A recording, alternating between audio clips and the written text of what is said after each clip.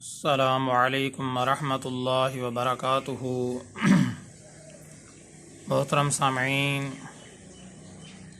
آج کے ٹاپک میں ایک شرعی مسئلے کی وضاحت کرنا مقصود ہے۔ وہ شرعی مسئلہ یہ ہے، سنتوں کے بعد اجتماعی دعا کرنا شرعی لحاظ سے کیسا ہے۔ محترم سامعین، بہت ساری مساجد کے اندر یہ معمول دیکھا گیا ہے کہ جب لوگ فرائض ادا کر لیتے ہیں تو وہاں امام چھوٹی سی دعا کروا کے فرائض کے بعد چھوٹی سی دعا کرواتا ہے، پھر امام بھی سنتے پڑھنے لگ جاتا ہے، اور جو دیگر حضرات ہیں، جو مقتدی حضرات ہیں، وہ بھی سنتے پڑھنا شروع کر دیتے ہیں۔ اور بعض لوگ جلدی سنتے پڑھ لیتے ہیں، بعض تھوڑا سا لیٹ سے فارغ ہوتے ہیں، اور امام صاحب پھر لیٹ سے فارغ ہوتے ہیں۔ تو اس طریقے سے جو حضرات جلدی سنتے ادا کر لیتے ہیں، وہ اس نیت سے بیٹھ جاتے ہیں کہ جب سارے لوگ فارغ ہو جائیں گے تو اکٹھے بیٹھیں گے اور اجتماعی دعا کریں گے، تو اس کے بعد گھر جائیں گے۔ تو پھر چنانچہ ہوتا بھی ایسے ہی ہے، جو لوگ جلدی سنتے ادا کر لیتے ہیں تو وہ بھی بیٹھ جاتے ہیں، جو اس کے بعد ادا کرتے ہیں وہ بھی پھر سارے اکٹھے بیٹھ جاتے ہیں۔ جب امام صاحب فارغ ہو جاتے ہیں سارے سنن وغیرہ ادا کر کے، تو اس کے بعد امام صاحب بھی ان کے سامنے بیٹھ جاتے ہیں، تو پھر لوگ اجتماعی دعا کرتے ہیں۔ اجتماعی دعا کرنے کے بعد پھر ہر کوئی اپنے اپنے گھروں جاتا ہے، گھر کو جاتا ہے۔ تو یہ معمول تقریباً بہت ساری مساجد کے اندر دیکھا گیا ہے۔ تو یاد رکھنا چاہیے،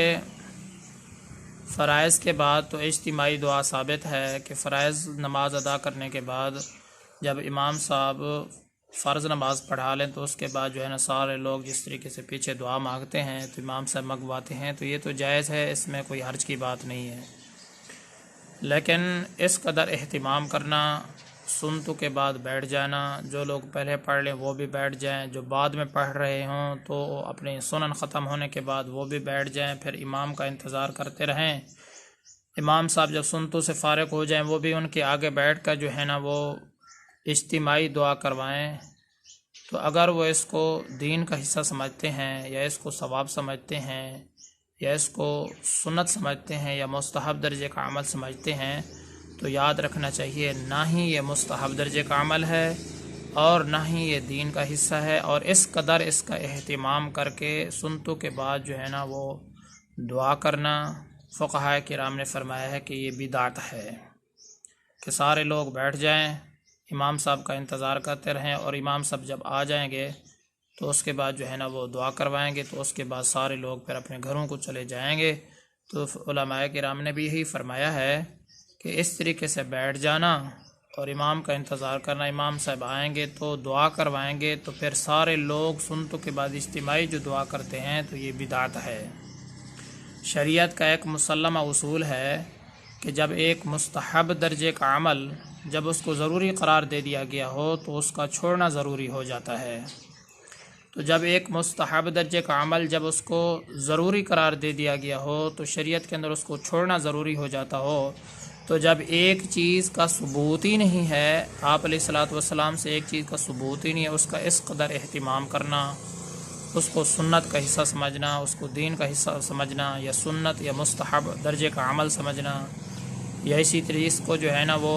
سارے لوگوں کا بیٹھ کر اس نیت سے کہ جو اس سے بہت زیادہ ثواب ہوتا ہے، تو یہ سارے، اور جو اس محفل کے اندر شریک نہ ہو، جو اس دعا کے اندر شریک نہ ہو، اس پر جو ہے نا طعن و تشنیع کرنا، اس کو طعنے کا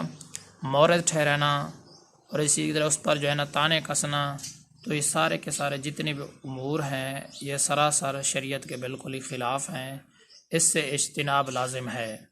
ہاں، جب آپ سنتے ادا کر لیں تو اکیلے آپ دعا مانگ لیں،